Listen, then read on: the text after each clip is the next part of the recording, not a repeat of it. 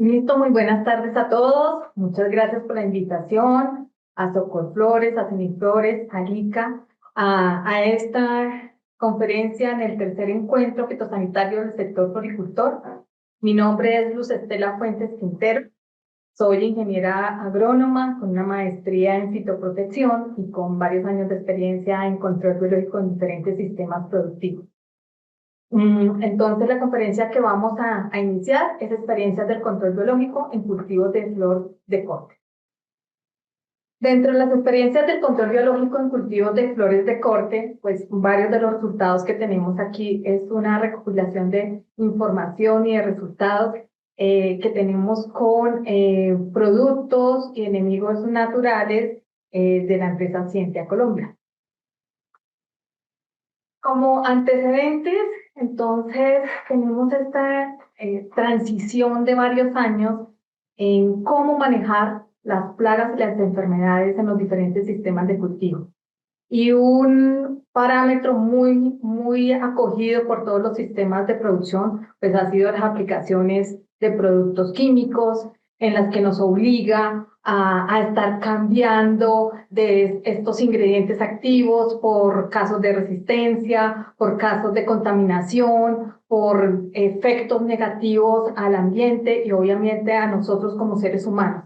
En esa transición siempre entonces vamos buscando otras herramientas de manejo y dentro de estas herramientas de manejo pues encontramos en la naturaleza a enemigos naturales y con estos enemigos naturales pues queremos producirlos y tener unos bioinsumos para poder, digamos, utilizarlos en los sistemas de cultivo y obviamente son productos más inocuos, los podemos aplicar sin equipos de protección personal porque pues ya no nos están haciendo ese efecto negativo que nos hacen los productos químicos, pero el acercamiento también de estas aplicaciones de controladores biológicos hay que aplicarlos con tecnología. Entonces, ¿cómo los aplicamos de una manera más sencilla? Por ejemplo, liberando a través de drones o a través de equipos especializados para que se haga mucho más rápida y efectiva la aplicación de estos enemigos naturales sobre los sistemas productivos. De manera general, en el esquema de manejo integrado de plagas, tenemos diferentes herramientas. Y obviamente una de las principales, como ya lo indicamos, es el control químico. Y ya sabemos pues todas sus ventajas y desventajas en los sistemas o en el sistema de manejo de las plagas. Otras alternativas importantes de manejo que las dejamos de lado o que a veces no las sabemos integrar a nuestro manejo integrado de plagas, tenemos un eje importante con el control biológico. ¿Y el control biológico qué es? Son organismos vivos para controlar otros organismos vivos. Esto acompañado de otras herramientas u otras estrategias como el control etológico, que son las trampas para capturar estas plagas, digamos, sobre todo las que son voladoras o en su estado adulto las podemos capturar. El control físico es colocar algunas barreras. El solo hecho de tener invernaderos ya estamos haciendo una barrera de ese control físico o trampas de colores con pegantes. El control con extractos vegetales, el control cultural, el genético, todas estas alternativas debemos de integrarlas para obtener un mejor control de las plagas y las enfermedades que se nos presentan en los cultivos. Entonces, ¿cuáles de estos grupos son plaga? ¿Y por qué son plaga? Entonces, esto está muy asociado, o recordemos que está muy asociado al hábito alimenticio. Cuando nosotros vemos insectos, o cuando en sí muchas de los productores nos encontramos con insectos en los cultivos, automáticamente relacionamos con plaga, ¿cierto? O sea, esto me va a dañar el cultivo. Pero no nos detenemos a identificar cuál es ese hábito alimenticio. Entonces, para recordar, es importante que lo tengamos en cuenta. Entonces, en este caso, tenemos aquí varios grupos. Uno, que son los fitófagos. Entonces, los fitófagos se alimentan ¿de qué? Se alimentan de plantas, ¿cierto? Estos son los herbívoros, estos son los que nos están causando daño en el cultivo. ¿Qué otro grupo? Hematófagos. Entonces, hematófagos se está alimentando de sangre. Y esto nos conlleva pues a todo el problema de salud pública que nos puede acarrear estos insectos. Otro grupo que también son plagas. Hay otros dos grupos en este ejemplo que les estoy presentando que ya hacen otra función, ¿cierto? Una función diferente, importante en esta estrategia, y es los saprófagos. Los saprófagos son aquellos insectos que hacen una transformación de la materia, porque se alimentan de materia en descomposición, de madera, de hojarasca, de estiércol, y nos ayudan a hacer esa transformación. Otro grupo de insectos son los entomófagos, son aquellos que se alimentan de otros insectos. Y aquí están clasificados, o aquí están ese grupo de controladores biológicos. ¿Por qué es importante recordarlo y reconocerlo? Por lo general, cuando estamos trabajando con enemigos naturales, y hablando de enemigos naturales, sobre todo de depredadores, parasitoides, hongos entomopatógenos, nematodos entomopatógenos, por lo general nos preguntan, o la primera pregunta que hacen es, ¿estos no se vuelven plaga? ¿Estos no son plaga? ¿Estos no van a acabar con el cultivo? Entonces la respuesta es no, porque la asociación que tiene este depredador, este enemigo natural, con su presa es la de alimentarse siempre de insectos. Es decir, estos no se alimentan de las plantas. Esto ya por procesos de evolución en los que ellos ya se han establecido y consumen insectos u otras presas. Hay algunos, en la naturaleza sí hay algunos insectos que se alimentan de diferentes cosas, tanto de plantas como insectos, como son omnívoros. Pero pues estos candidatos o estos insectos o ácaros son, digamos, de mayor cuidado o evaluación a la hora de candidatizarlo como un enemigo natural. Pero en este caso, una vez superado las evaluaciones que se tienen para llegar a evaluar los parámetros biológicos de un enemigo natural, esto lo chequeamos para poderlo, digamos, tener y producir, escalonar y llevar pues hasta los agricultores para que lo puedan implementar en sus cultivos. ¿Cuáles plagas reconocemos en los cultivos de flores? Entonces tenemos plagas muy importantes. No voy a entrar digamos que a detallarlas porque ustedes lo conocen bastante bien, de cerca, a diario, digamos, están siempre con el manejo, buscando estrategias de manejarlas. Entonces tenemos los trips, ¿cierto? Franquinella occidentalis. Ya hay varios científicos y académicos que hablan que no solamente se tiene una sola especie de trips, sino que hay un complejo de 8 o de más especies en los cultivos de flores. Sin embargo, Franquinella occidentalis sigue siendo como el de mayor presencia en los diferentes cultivos de ornamentales. Mosca blanca, entonces también lo tenemos. Si podemos revisar, hace unos años no veíamos mosca blanca, Trailherodes vaporariorum, como una plaga tan importante en flores. Le ganaba otras plagas, ¿cierto? Pero ya en ciertas zonas, digamos, en ciertas zonas, en ciertos cultivos, esta plaga se ha establecido y se ha vuelto un problema para manejarla dentro de los cultivos. Ejemplo, en gérberas se ha visto, en rosas se ha visto ya poblaciones altas de este insecto, y se suma más un poco a ese complejo del manejo de las plagas en ornamentales. Los áfidos también hay en mayor presencia, es esta especie Macrosifon euphorbia, pero sin embargo encontramos otras especies también que se encuentran en las diferentes especies de cultivos. Tetranicus urtice, ¿verdad? Es que es uno de los más importantes en los ornamentales. Otros también, como Fungus gnat, que es una ciáride que está, digamos, afectando sobre todo en algunos cultivos de gérbera y otros cultivos. La larva está afectando las raíces, lo que hace una apertura mecánica para que ingresen ahí diferentes enfermedades y pues la planta termina afectándose. Crisomélidos también, ¿cierto? Y otras otras plagas que son las polillas. En las polillas, pues ya sabemos que las larvas son las que causan un daño o un efecto, digamos, de consumo sobre las plantas. Y los adultos ya pues es un daño cosmético o ya si es una plaga, digamos, cuarentenaria, como el caso de Copitaceae. Asociado a la presencia de las plagas, pues tenemos también es importante el reconocimiento de los síntomas, porque en muchas ocasiones son plagas que son nocturnas, no las vemos, no es fácil verla en el día, pero sí encontramos la característica del síntoma y pues asociar este síntoma es muy importante para saber qué es lo que nos está causando daño y poder llegar a un digamos, diagnóstico más acertado para poder hacer toda la estrategia de control. ¿Qué es importante tener en cuenta en los parámetros necesarios para un control biológico dentro de un esquema de manejo integrado de plagas? Entonces, primero que todo, identificar cuáles son esas plagas, ¿cierto? Nosotros necesitamos saber exactamente contra qué estamos combatiendo, contra quién nos estamos enfrentando.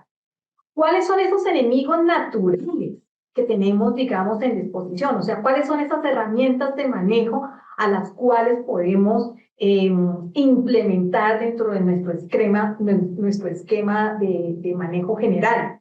Entonces, si existen enemigos naturales en el mercado, por ejemplo, de depredadores o parasitoides, o sea, cuáles son. Dentro de estas características de enemigos naturales es importante, y yo más adelante voy a ir hablando un poco más de esos parámetros biológicos, es importante conocer esos parámetros biológicos, porque a veces no solamente es, sí, yo voy a aplicar este enemigo natural porque me va a controlar esta plaga, ¿cierto? Y resulta que es un poco más complejo. Hay que saber y conocer cuál es esa tasa de depredación o tasa de parasitismo, cómo es esa dispersión y esa capacidad de búsqueda que tiene ese enemigo natural en el cultivo, cuál es esa interacción planta, plaga y depredador, porque la planta emite unos volátiles cuando es mordida o afectada por una plaga, y el depredador viene pues a buscar, digamos, su comida. Entonces es una comunicación, ¿cierto? Es de ecología química, es una comunicación entre estos seres vivos. Y esa emisión, digamos, de esos volátiles en la comunicación es diferente para cada planta. Es decir, no es lo mismo la efectividad, digamos, que tiene una Chrysoperla carnea para buscar mosca blanca en Gerbera, por ejemplo. ¿Sí? Tiene una capacidad de llegar fácilmente allá, la encuentra, pero si, por ejemplo, tenemos tomate, mosca blanca y Chrysoperla, entonces ya se emiten otros metabolitos y hace que Chrysoperla no le atraiga, digamos, llegar a ese punto. Entonces, este es un ejemplo para que tengamos en cuenta que necesitamos conocer y de esta manera saber qué enemigos naturales podemos implementar en un cultivo. Conocer o realizar las pruebas de eficacia en todo nivel, es decir, es importante conocer la información que se tenga de las empresas, que se tengan de las instituciones, de las universidades, y que tengamos un sustento en términos de las evaluaciones a nivel de laboratorio, a nivel de pruebas semicomerciales o semicontroladas y ya en pruebas comerciales, ¿cierto? De esta manera partimos de una base de hacer evaluaciones ya en campo y determinar si realmente aquí nos está funcionando. Y ojo, dependiendo, hay muchas variables y muchas características en los cultivos, entonces no es lo mismo hacer el manejo, digamos, y la implementación de esquemas de control biológico en mi finca que en otra finca, porque hay unas variables que cambian, pueden ser variables de temperatura, de humedad relativa, de presión de aplicaciones químicas. Entonces partimos de una base, digamos, estándar, pero estas estrategias de manejo pueden cambiar para cada, o la situación es diferente para cada cultivo.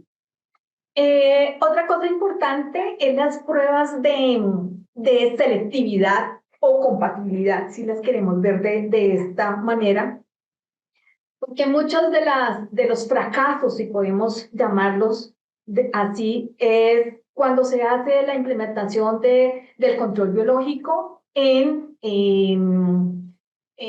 sin tener en cuenta qué aplicaciones tenemos, cuál es el historial de aplicaciones, si hay compatibilidad con otras herramientas de manejo, incluso no solamente con las aplicaciones químicas, sino también con las aplicaciones de otras herramientas de menor impacto, como los extractos vegetales u otras herramientas biológicas.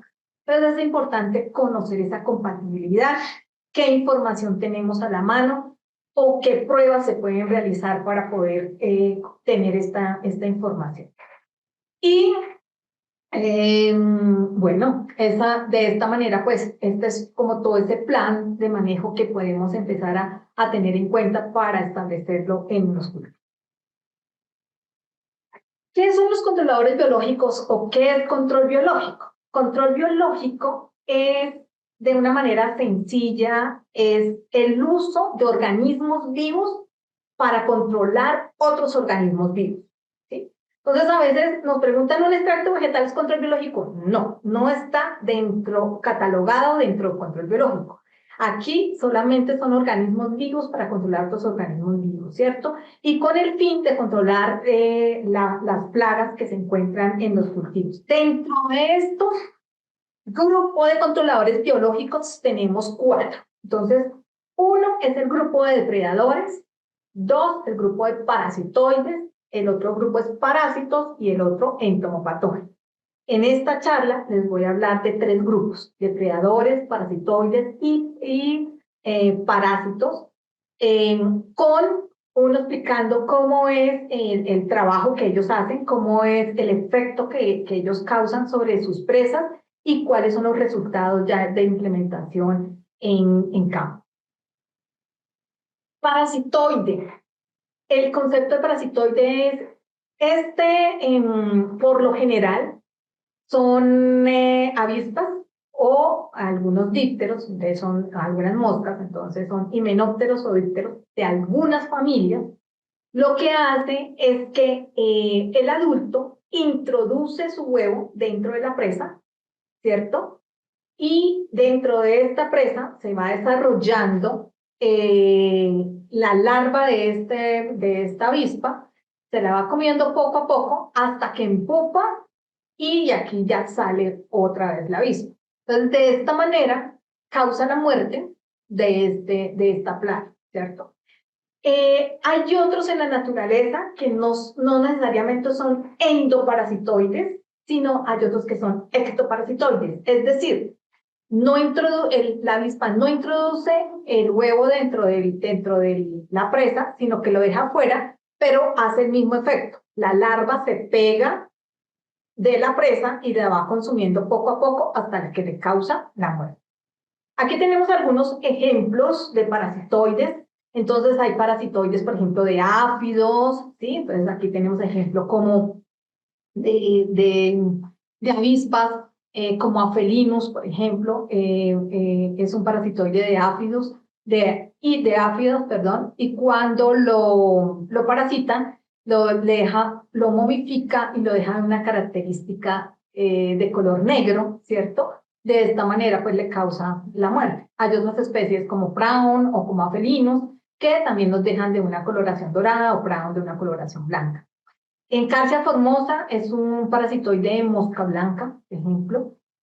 Cotesia flavipes es un parasitoide de larvas de lepidóptero en el caso de diatrea. También tenemos otras avispas como Trichogramma exiguum, parasitoide de huevos de lepidóptero, que les voy a mostrar más adelante como la experiencia que tenemos con este. Aquí tenemos un ejemplo para explicarles, por ejemplo, mosca blanca, tenemos el desarrollo de huevos, de las ninfas de mosca blanca, como su estado de pupa, y sale el adulto. Cuando llega esta avispa, interrumpe ese ciclo natural de la mosca blanca coloca su huevo, esta es la larva del parasitoide, en pupa y sale la avispa. Cuando está la mosca blanca sin parasitar es blanca, como la vemos acá en la fotografía, y cuando está parasitada por Encarsia formosa, por ejemplo, es de una coloración negra. Si está parasitada por otro parasitoide que es Amitus fusipenis, es de una coloración gris, como la vemos acá. Un ejemplo de los resultados que hemos obtenido es con la avispa Trichogramma exiguum. Este tricograma es un microhimenóptero que parasita huevos de Lepidoptera, ¿cierto?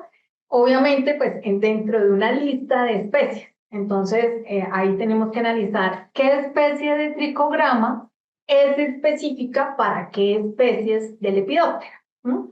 Por lo general, tienen una amplia, digamos, una amplia gama o lista en la que lo parasita. ¿Qué hace la avispa? Coloca el huevo dentro del huevo del lepidóptero de la plaga, allí se va desarrollando esta larva de la avispa y de esta manera lo controla. Es decir, en este caso, este parasitoide no deja o no permite que se desarrolle o que eclosione este huevo de la plaga.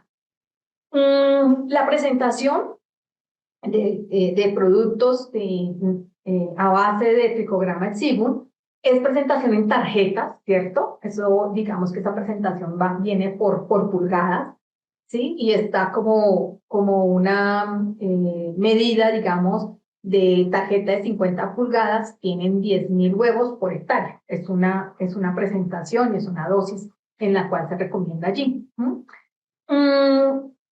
Y también están los huevos a granel, ¿cierto? Y estos huevos a granel es porque son dos formas de liberación. Si yo tengo la tarjeta, recorto esa tarjeta, depende del cultivo en el que esté trabajando. Esta experiencia que hemos tenido acá se ha realizado en cultivos de caña de azúcar, en cultivos de aguacate, en cultivos de eucalipto, por ejemplo, pero también los hemos liberado en cultivos de rosa, en cultivos de tomate, por ejemplo. Entonces depende del cultivo, está la forma de liberación, y cuando son cultivos de grande extensión, entonces hacemos liberaciones mediante el dron, por ejemplo. Ya les voy a mostrar un video de este. Entonces digamos que en el ciclo biológico de un lepidóptero es cuál. Tenemos los huevos, ¿cierto? Luego salen del estado de la larva, eclosiona la larva. Esta larva tiene diferentes instares, pupa, y sale el adulto. Entonces es aquí donde el tricograma llega a parasitar los huevos de la plaga a la cual se esté trabajando. Entonces, un ejemplo, aquí lo que les comentaba, aquí vemos el dron. Este es un caso de experiencia de liberación de tricograma, ¿cierto? Sobre un cultivo de eucalipto. Este es un baby bloom, este eucalipto, porque está siendo afectado por un trozador, ¿cierto? Por un lepidóptero. Y de esta manera, pues, encontramos una respuesta interesante y una facilidad, obviamente, de liberación sobre el cultivo.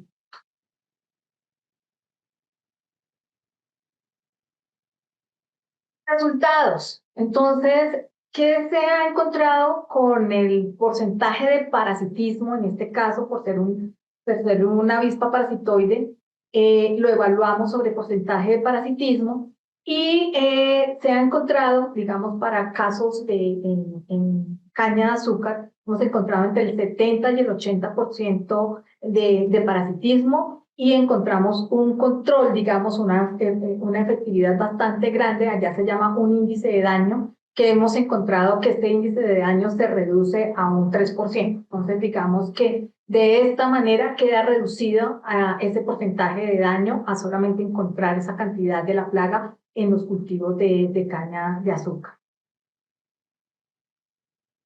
En este grupo, depredadores. En depredadores, ya digamos aquí la biología cambia.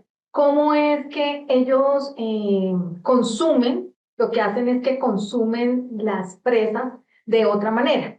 Y es que se la comen, digamos, tanto, depende de la especie, tanto larvas como adultos tienen una tasa de depredación, o sea, es decir, se alimentan de las presas.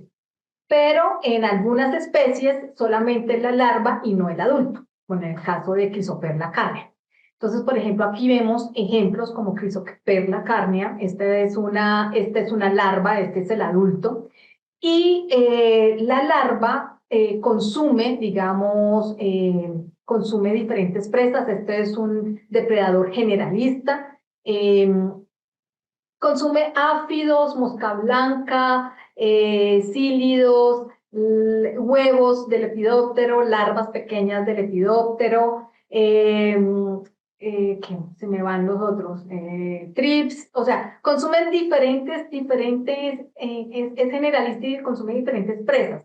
Pero aquí hay una cosa muy importante con lo generalista, y es ver y analizar cuáles tiene igual, porque igual tienen tasas de preferencia. Es decir, si yo lo someto a él a que vaya a...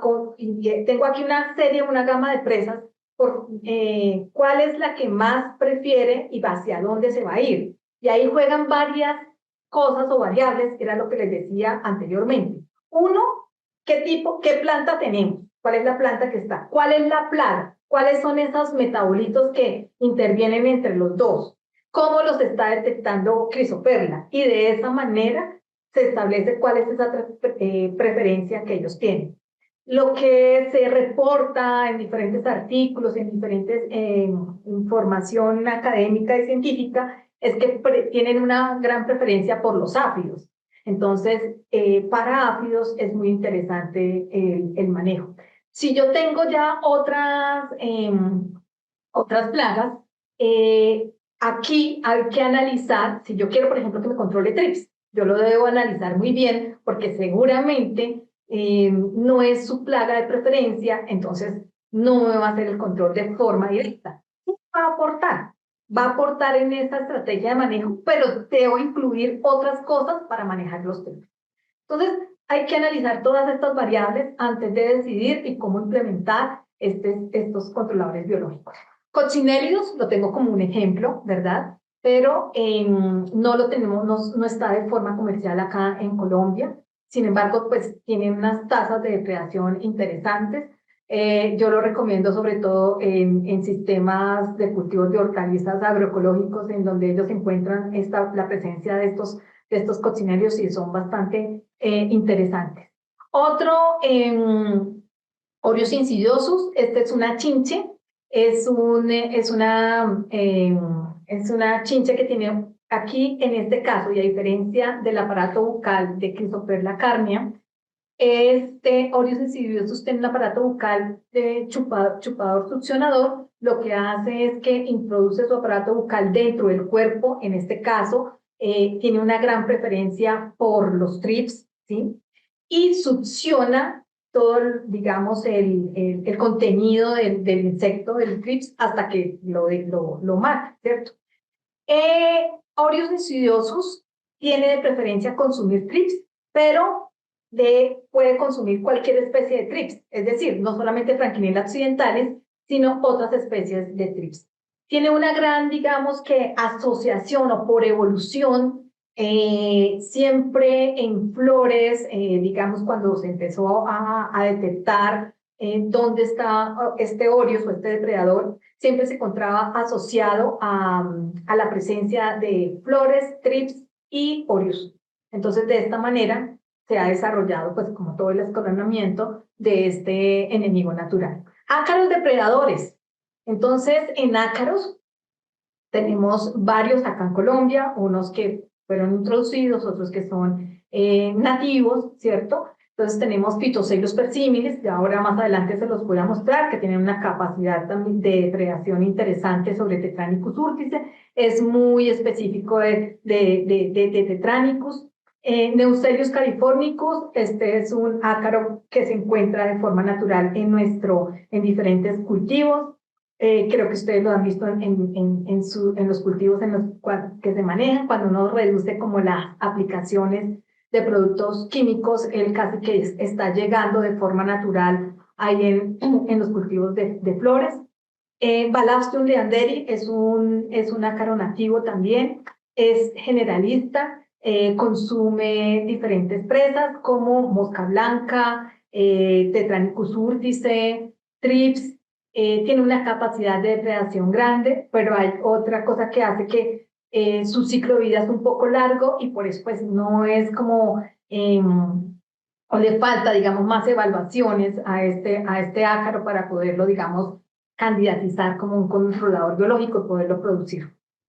Listo. Entonces, en ejemplos de estos depredadores tenemos Phytoceylus persimilis, ya les dije de la familia Phytoseidae. Es importante, digamos, conocer también cuando estamos haciendo las aplicaciones o poder hacer o las liberaciones de estos enemigos naturales, ese rango de temperatura y de humedad relativa, ¿no? Ellos necesitan un rango de temperatura entre 15 y 25 grados centígrados, una humedad relativa entre el 60 y 90%. Conocer el ciclo de vida es de aproximadamente 13 días y por cada depredador tiene una tasa de consumo diaria de 25 individuos. Entonces, digamos que para bajar una población alta de Tetranicus es interesante poder hacer la evaluación o la liberación con ellos. Estos son los resultados que tenemos como partiendo de poblaciones altas de la plaga y al hacer liberaciones de Phytoceylus persimilis encontramos que en el tiempo empieza a disminuir esta población plaga y encontramos que realmente se maneja o se mantiene, digamos, una población de Tetranicus urtice baja al final, digamos, de las evaluaciones. Neusterius californicus, él consume, depreda Tetranicus urtice, pero también puede depredar trips u otros ácaros, ¿cierto? Complementario a él es también cuando hay polen, entonces digamos que es un ácaro que se puede, digamos, establecer de una manera más fácil. También es importante que se tenga en cuenta las condiciones de temperatura, humedad relativa, y la depredación de este es por cada adulto, consume aproximadamente 4 individuos día, adultos de tetránicos. Entonces digamos que son dos tasas de depredación diferentes, lo que hace es que los dos son complementarios, es decir, puedo utilizar Phytoceylus persimilis para bajar poblaciones altas y luego mantenerme con las aplicaciones de Neusterius californicus para mantener la población, digamos que manejada en el tiempo. Esta es una evaluación que se realizó con una población alta inicial. Cuando a veces hacemos las evaluaciones en los cultivos, nos dan los lotes que tienen mayor cantidad de plaga y entonces pues hacemos las evaluaciones, las pruebas sobre estas. Una cosa muy importante aquí es que como es un enemigo natural, debemos entender y analizar que ellos tienen unas tasas de consumo. Entonces, primero que tenemos que hacer es un monitoreo de la plaga, qué cantidad de plaga hay, y así de esa manera yo ajusto y libero qué cantidad de enemigo natural libero allí, ¿cierto?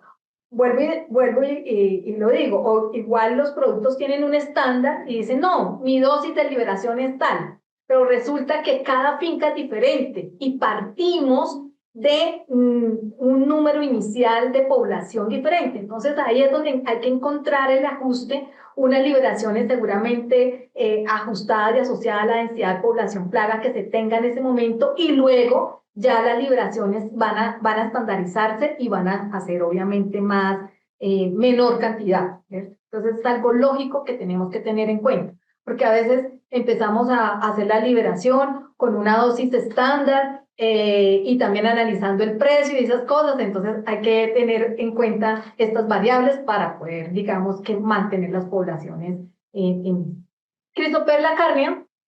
El Chrysoperla carnea es un depredador, otro depredador, este es un insecto, ¿cierto? Es de la familia Chrysópides, del orden Neuroptera.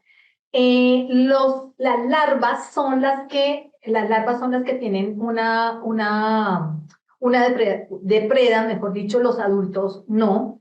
Depredan sobre todo los ístares más pequeños porque necesitan alimentarse para crecer, entonces tienen digamos que tasa de depredación en promedio de 50 insectos día, pero pues depende de qué está comiendo. Entonces no es lo mismo que ellos estén comiendo huevos de lepidóptero o áfidos, ¿no? Entonces el tamaño de la presa va a incidir en cuántos insectos se está consumiendo en el día. Vuelvo a resaltar, es importante tener en cuenta cuál es la preferencia que tiene este depredador, pues para saber en dónde lo voy a liberar, frente a qué presa, ¿cierto? ¿Cuál es la plaga que yo quiero que me ayude, digamos, a bajar? Importante y de preferencia, áfidos, mosca blanca, estos dos, y ayuda, contribuye a bajar la población de otras plagas como lepidópteros o como trips u otros que encontremos.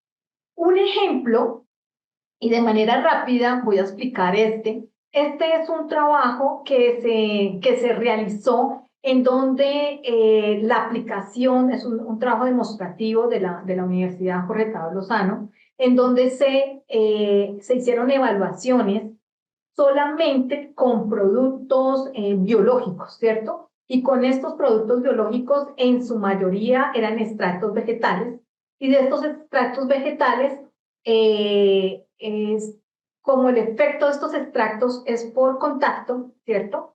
Entonces, digamos, había muchos áfidos que ya estaban dentro del arroz. Entonces, decidimos combinar haciendo aplicaciones con Crisoperla carne, y pues tenía esa capacidad de búsqueda, de ir a encontrar o a buscar su presa, y tuvimos una efectividad interesante y complementaria con la liberación del depredador, y pues bajó la población de los áfidos. Otros resultados, esto también fue en eucalipto, en la especie esta Baby Blue, en donde tenía una población también de áfidos y de cílidos. Entonces, hicimos unas liberaciones, también las hicimos con drones, y liberamos larvas de Crisoperla carnea, y encontramos una tasa de depredación interesante, tanto así que en las escalas que tuvimos en la primera semana, que se evaluaron unas 3 escalas de severidad, encontramos que teníamos una severidad mayor a medida que íbamos haciendo las aplicaciones y las evaluaciones. Encontramos que la escala disminuyó a la menor escala, digamos, de la presencia de la plaga. Orius insidiosus es otro depredador. Entonces, este depredador de la familia Anthocoridae tiene todos sus estados de desarrollo, tanto los estados inmaduros como el adulto, son depredadores, tienen una tasa de depredación, digamos, interesante, pueden consumir hasta 20 individuos por día, tiene esa capacidad de búsqueda para encontrar a los trips, ¿cierto? Y porque pues ellos por evolución, digamos que se han encontrado en ese desarrollo presa-depredador, y tienen esa capacidad. Aquí hay una cosa que sí hay que analizarla, y se han hecho evaluaciones, ¿cierto?, de liberar Orius en diferentes cultivos. Entonces lo hemos liberado en Astromelia, lo hemos liberado en Gerbera, lo hemos liberado en Rosas, y la respuesta es diferente. Por ejemplo, en la Astromelia funciona bastante bien. Entonces, digamos que hay unas variables ahí asociadas como la arquitectura de la planta, ¿cierto? Esa respuesta de volátiles, nuevamente digo, de la interacción plaga-planta, entonces le da una mejor respuesta para que Orius vaya a buscar o a encontrar donde se encuentra la plaga. La presión de los químicos, entonces Astromelia puede tener menor presión de químicos que una rosa, ¿cierto? Entonces, hemos encontrado diferencia, pero también hemos encontrado efectividad de los mismos. Otra forma, digamos, de evaluar Orius insidiosus es liberándolo en las cercas vivas, es decir, reforzar esa entomofauna benéfica asociada a las cercas vivas para mantener poblaciones como óreos insidiosos y estas ayudar a mantener esa población de trips disminuida y a la vez pues un banco, digamos, de enemigos naturales aquí. Este es otro, entonces entramos al grupo de nematodos entomopatógenos. Tenemos dos especies, está Sterneinema y Heterorhabditis. En estas dos especies, perdóname acá, me devuelvo un segundo. En estas dos especies tenemos Sterneinema y Heterorhabditis. Digamos, ¿cómo funcionan los nematodos? Los nematodos ingresan a los insectos por aberturas naturales, por boca, espiráculos, por ano, ¿cierto? Pero la diferencia entre Sterneinema y Heterorhabditis es que Heterorhabditis tiene un gancho en su boca y es capaz de romper la cutícula del insecto y poder ingresar atravesando la cutícula. Entonces, digamos que actúa de forma agresiva un poquito diferente. Es de amplio espectro, es decir, puede controlar o puede ingresar a insectos como trips, como lo vemos acá en el video. Puede ingresar a larvas de hechizas, ¿cierto? También hemos hecho trabajos con mosca, con fungus gnat, con colémbolos, con babosas, bueno, entre otros. Entonces, digamos que una experiencia, y aquí es en el manejo integrado para trips, entonces es liberación de óreos insidiosos para encontrar, digamos, sobre todo para larvas, las que están en la parte foliar de la planta, aplicación de Sterneinema y Heterorhabditis al suelo. ¿Para qué? Para buscar y encontrar, digamos, un control sobre el estado de pupa de los trips. Y aplicaciones foliares de Heterorhabditis que nos ayuda a buscar o a encontrar una parte de la población de trips que se queda en la parte foliar. De los resultados que hemos obtenido para el cultivo de rosa, encontramos que teniendo poblaciones de 80 individuos en la primera semana de evaluación, al cabo de 4 evaluaciones, de 4 semanas, liberándolos semanalmente, se encontró una reducción en donde llegamos hasta 20 individuos por unidad de evaluación. Aquí se me pasa, perdón. Otra evaluación que se ha hecho es evaluando, tomamos trampas, colocamos trampas abajo a nivel de suelo y trampas arriba para hacer la captura, digamos, de adultos y de adultos aquí y de adultos acá abajo en el suelo. De esta manera, digamos, estos adultos que vamos a capturar en el suelo son los que salen recién, los que empuparon en el suelo, y aquí los que probablemente no solamente es la población del cultivo, sino también por migración. ¿Qué se ha encontrado con estas aplicaciones tanto de nematos? Encontramos captura en el tercio bajo y en el tercio alto, y encontramos una reducción en algunas fincas, la reducción fue del 50% y en otras fincas del 90%. Esto va muy asociado al manejo de la finca y a la integración de otras herramientas para el control de los trips. Es decir, no podemos dejar, obviamente, que los resultados efectivos no solamente son de una estrategia de manejo como los nematos, sino que incluir diferentes estrategias de manejo para poder tener un efecto, una mayor efectividad.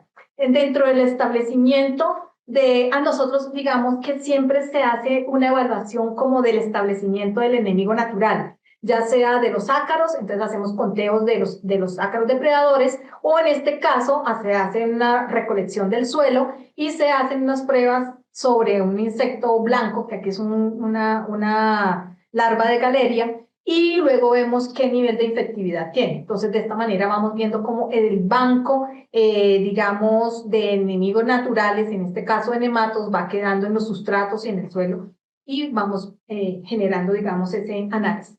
Entonces, de manera general, es importante considerar que de todo lo que ya hemos dicho, tener en cuenta los parámetros biológicos que tienen estos enemigos naturales, como la tasa de depredación y de parasitismo, para ajustarla con la dosis, la preferencia de consumo, si son enemigos naturales específicos o generalistas, cómo lo podemos aplicar, cuál es la mejor estrategia para aplicarlos, cuál es esa interacción planta-plaga-enemigo natural, para ver en qué plantas o en qué cultivos es más eficiente estos enemigos naturales, cuál es esa capacidad de dispersión, capacidad de búsqueda y de establecimiento también de estos enemigos naturales. Estos son indicadores importantes porque nos indican o nos dicen que el control biológico sí está siendo eficiente. Ver estos parámetros, cuál es la capacidad intrínseca de crecimiento de la plaga, o sea, es decir, esto es un valor interesante para saber si realmente nos está haciendo o tiene el potencial de capacidad de consumo de parasitismo sobre la plaga.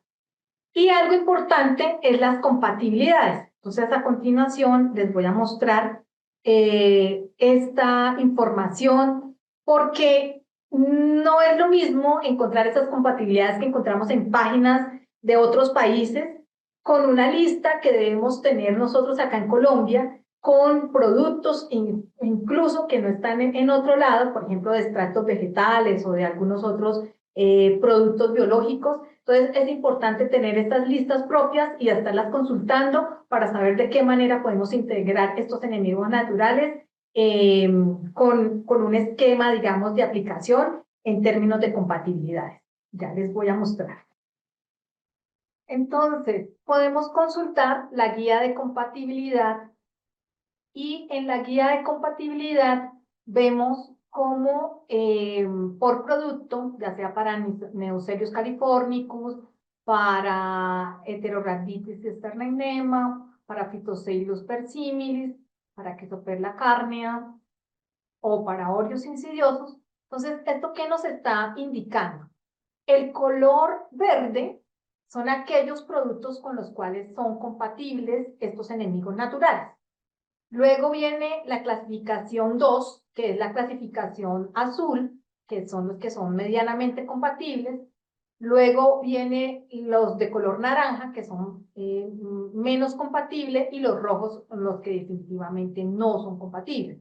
Entonces, digamos, esta herramienta es muy práctica, pues porque aquí podemos ver, digamos, cuáles son esos ingredientes activos y rápidamente relacionarlos con los que si son los que estamos aplicando en el cultivo, y de esta manera podemos saber si podemos estar incluyendo estos enemigos naturales a los sistemas de manejo o a las estrategias de manejo que llevamos. Entonces, por ejemplo, aquí pinchamos en el de color rojo y podemos analizar. Entonces, lo que yo les decía es que en esta información hay información interesante porque a veces cuando lo vamos a buscar en otras páginas no encontramos como todos los productos que nosotros estamos utilizando acá en Colombia o que tienen un registro acá en Colombia, sobre todo con los extractos vegetales u otros tipos de productos que usamos de manera frecuente. Entonces aquí estamos alimentando esta información y pues ustedes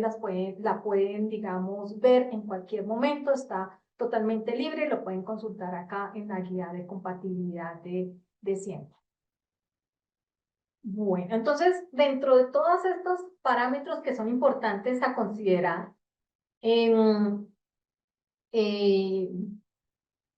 voy a, digamos que aquí a presentarles también cómo o enlazarlo con el portafolio que tenemos. Esta es la empresa, tenemos Scientia Colombia, que tenemos diferentes productos a base de enemigos naturales, y dentro de estos enemigos naturales, pues están varios de los que ya les mencioné. Hay una cosa interesante, es que no solamente nosotros como empresa Scientia, ya hay muchas más empresas que tienen muchos bioinsumos y productos a base de enemigos naturales y que son complementarios para poder hacer unas estrategias de control efectiva sobre las plantas.